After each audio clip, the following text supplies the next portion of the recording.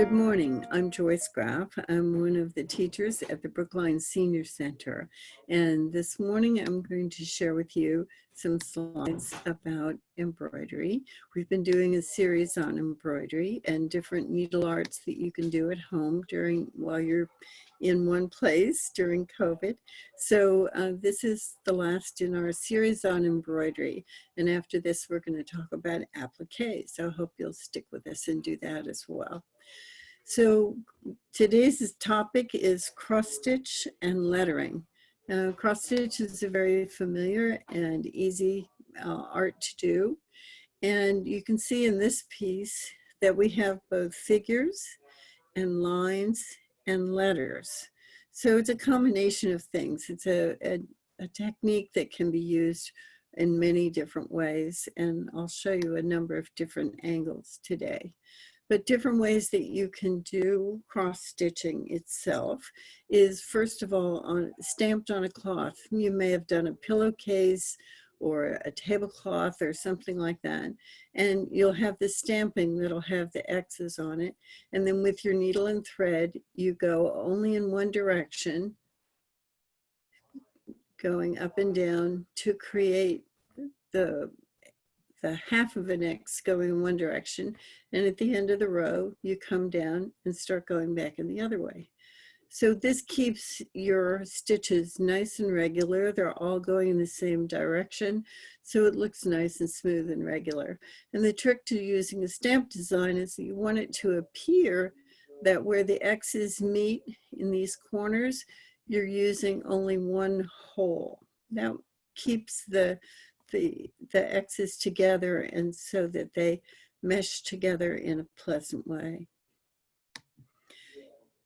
And for doing it on fabric, by the way, you're going to need a sharp needle because you're going to be piercing the fabric. So this needle needs to be sharp. In other kinds of materials, you might not need one, but I'll tell you about that in a minute. This was a piece that was printed on linen. It was just like that. There was a printed design. It came as a kit and it was worked. You can see some cross stitch here and some other embroidery stitches that make lines to make the flowers or the bird. Another way to do cross stitch is to use a more coarse cloth that already has the holes in it. This cloth is called hardanger cloth, and you can see I'm pointing to the holes. So the holes are already in the cloth. And so for this one, you could be using a tapestry needle, which is blunt. And you don't actually want to pierce the fabric. You want to go through the existing hole. So here again, they've gone all in one direction. And at the end of the row, you turn around and go back in the other direction. And then from there on to your next row. So from here, I might go up here and start this next row. Keep it nice and neat. This is a piece that I did that's a chart, and it was done on cross stitch, and I've got it framed. I'll come in a little closer so you can see it better. This is on hardanger cloth, so it has those pre-existing holes, and you just put your needle in the hole to make your X's or your lines as it describes in your chart. And you can see here, just by following those and make a half an X, if you will. This is a straight line across or a straight line up, and here's an angled line, and it looks like a circle, but it's really just an angled circle. This is another one charted on hardanger cloth. When you get a kit like this, the first thing you do is fold the material top to bottom, left to right, so that you find the center. Find the center of the cloth and the center of the chart, and then you work out from there. So I would find the center of the chart is right about here, and I begin counting how many stitches of which color in which direction per that chart. This is a simpler design that was charted on hardanger cloth. This is the logo for the proper Bostonian quilters, and you can see another series of X's. Here's a French knot, and here is another font. So the style of lettering is called a font, and you can use different fonts. You'll see different kinds of letters. We've already seen several, and I'll show you some more as we go forward. Another way to work cross stitches, you can work on gingham, and gingham of course comes in either little checks or big checks or medium-sized checks. So you can decide what you want. But again, you're working with a chart, and you go 4 over, skip 2, do 1, skip 1, do 1, and so forth. You'll follow that chart in order to create your design. Here we're actually working over the weave of the fabric. This would be a coarse weave, something like linen or burlap. A lot of early designs were done on linen. And this is one that I actually did on wool. It's a coarse wool and a very nice design. I like this design. This was a series of flowers from the Rocky Mountains, and it came in this little book. You can get a number of design books that will have charts for the various things that you might want to be doing. This had the theme of the flowers of the Rocky Mountains, but you can get lots of different kinds of themes.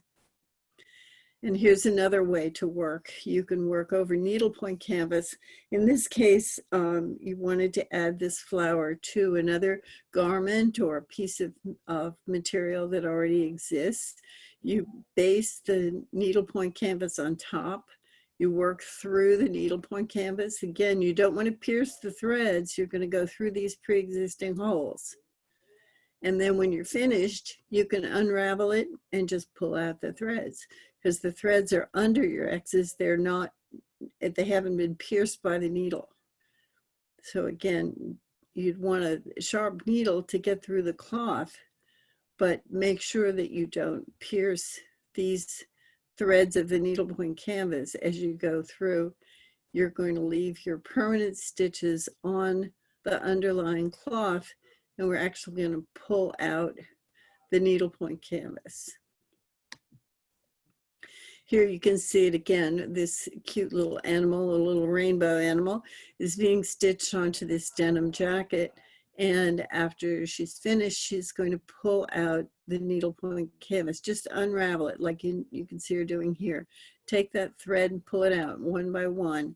You're going to disassemble the canvas in order to expose your pretty animal. And there's a design that, again, this one was done in the pocket. I think that's very clever. So you can do anything you want. And as I say, there are a lot of charts, and you can take a piece of a chart. It doesn't have to be the whole one, and just do whatever you want. Be creative. So as I told you before, you have a combination of designs and letters, and I'm going to show you more fonts now as we go forward with different kinds of letters that you could use. These are plain block letters, and you can see there's just plain X's that are used as you wish. And the canvases or the fabric that you use to size your X's usually comes in 10 X's to the inch, and that's basically what this graph paper is, 10 to the inch. But if you use a finer canvas, like when there are 14 squares to an actual inch, and you're working over those smaller squares, your total design is going to be more compact. So you can get needlepoint canvas or hardanger cloth in 10 to the inch, 12 to the inch, 14 to the inch, and so forth, depending on how fine you want the design. So like the girl in the bathtub was on a 14-point canvas. It can also be any alphabet. So you could do it yourself, just get a piece of graph paper and chart it out yourself. In this case, it's Hebrew, and that's a quote from the Passover Haggadah. It says, "This is done because of that which the Eternal did for me when I came out of Egypt, making the whole event very personal and feeling like each one of us should behave as though we were redeemed on that day. Here's another Hebrew alphabet that I like. Coloring books are a good source of quilt designs, other kinds of embroidery designs and quilt designs. I like to use them. I did a Mother Goose quilt once with designs from a coloring book. Here's one that's all cats and kittens, so you can see the block letters like we had seen before, but we have a cat draped over each of these letters, and there's a mouse too. So this is a particular designer who's done this alphabet. So yes, you could do the whole sampler as she has it designed, or you could choose your particular capital letter that you wanted to put into a different design. So here she has, this is a different font. These are skinny letters as opposed to the block letters we saw in the earlier designs. See, these are block letters. They have more meat to each of the stems of the letters. These are very thin, like viney sort of letters. And then you would combine it and make whatever name you want. Here you have the raw material. This is the W. And then you just put the letters that complete the word you're trying to spell. Here's another, this is a book of charts of Garfield designs. So if you wanted to make this big fat hairy deal, you could do that. Or if you just wanted to use the cat, you can choose a piece of their design. You don't have to use the whole thing. Just get creative. This is another alphabet. This one is from Claire Bryant design, based on some samplers that she had collected from Salem, Massachusetts. So it's a sort of old-fashioned font. You can see it's more angular, and it has little serifs, if you wish. You know, you've talked about serif fonts and sans serif fonts. This is a serif font. It has these little doohickeys on the end. And here's the script font. This is all X's.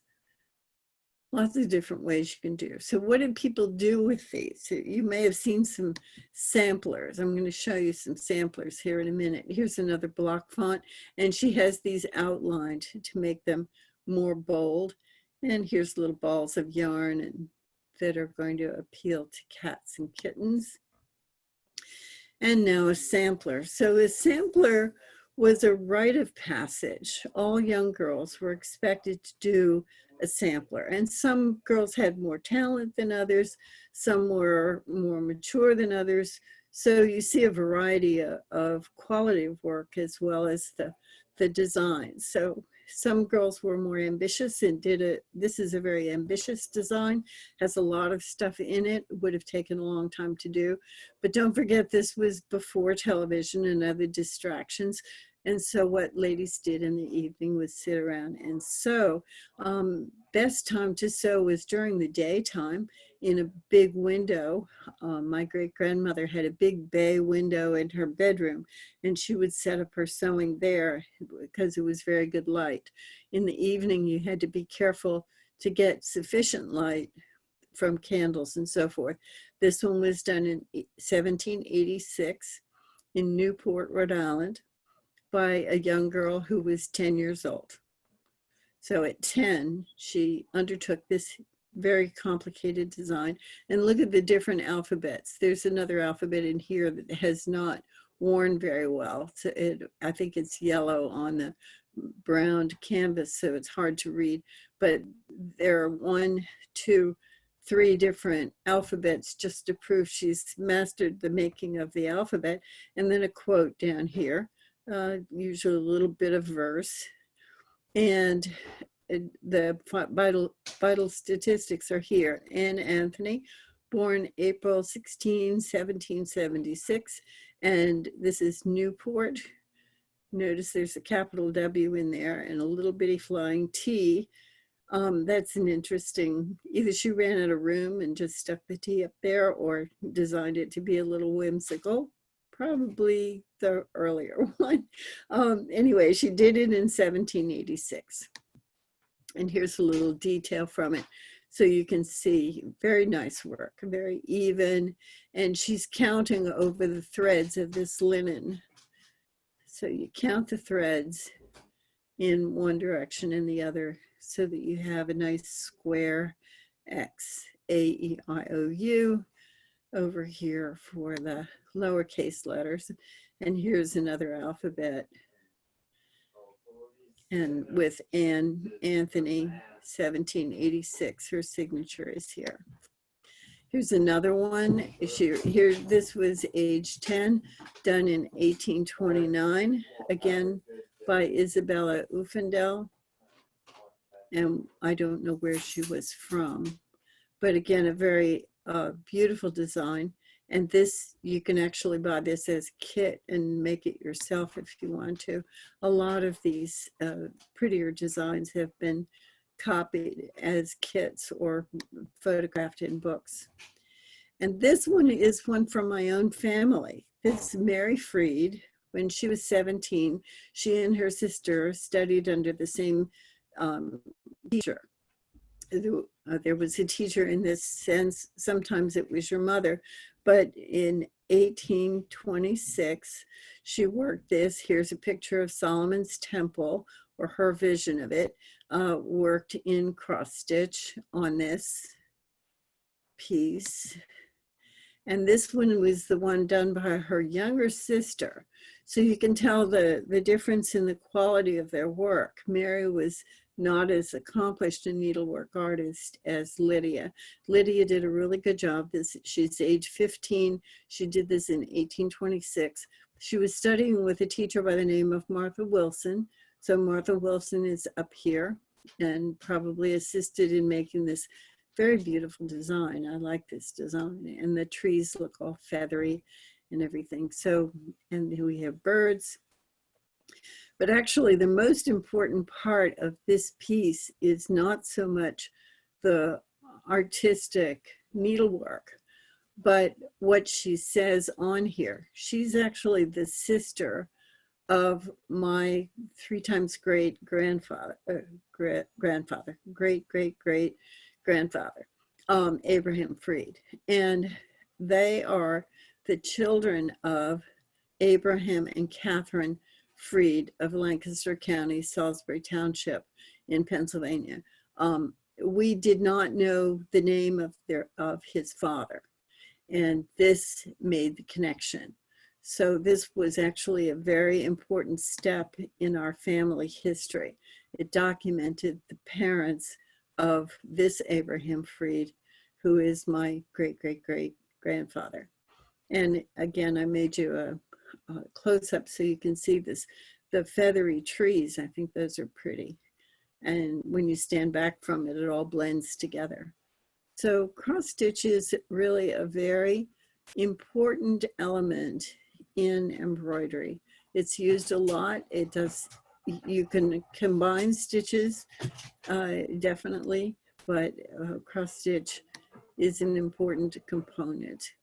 So thank you very much for being with us for Embroidery 6 about cross-stitching and lettering.